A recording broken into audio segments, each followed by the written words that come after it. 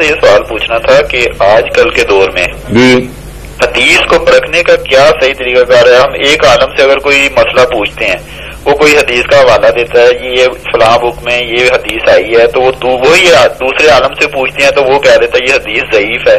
ہمیں کیا چیز دیکھنی چاہیے؟ اب سیاستہ کی کتابیں ہیں، ان میں بھی وہ کہتے ہیں حدیثیں ضعیف ہیں، اب ہمیں کیا چیز دیکھنی چاہیے کہ ہمیں پتہ لگے یہ حدیث جو ہے واقعی صحیح ہے؟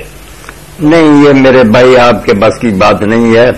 جیسے ہر فن کے ماہر ہوتے ہیں نا، یہ ماہر پر اعتماد کرنا پڑتا۔ اب سونا پرکھنے کے لیے سونار کے پاس جاتے ہیں، کسوٹی اس کے پاس وہ بتاتا ہے، ہم بے شک کتنی باریک نظر رکھتے ہیں، ہمیں نہیں پتا چلتا کہ کھوٹا یا کھرا۔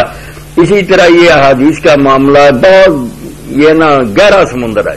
عام عالم بھی جو آپ سمجھتے نا، بے شک وہ کسی گروہ کے اتنے نہیں ان میں کمالات کے وہ حدیث پرکھ سکیں، تو جو آدمی کہتا نا یہ حدیث ہے اور دوسرے نے کہا کہ ضعیف ہے، آپ کا پھر حق یہ ہے کہ پہلے سے کہیں کہ بھائی یہ حدیث جو آپ نے بیان کی تھی مولانا، یہ ایک دوسرے عالم نے بتایا ضعیف ہے، آپ کتابیں نکال کر دکھائیں کس عالم نے نیک نے اس کو صحیح کہا۔ پیچھے بزرگ ہمارے محنت کر کے فارغ ہو گئے، یہ نہیں کہ آج کوئی اپنی مرضی سے جو چیز چیک کرتا۔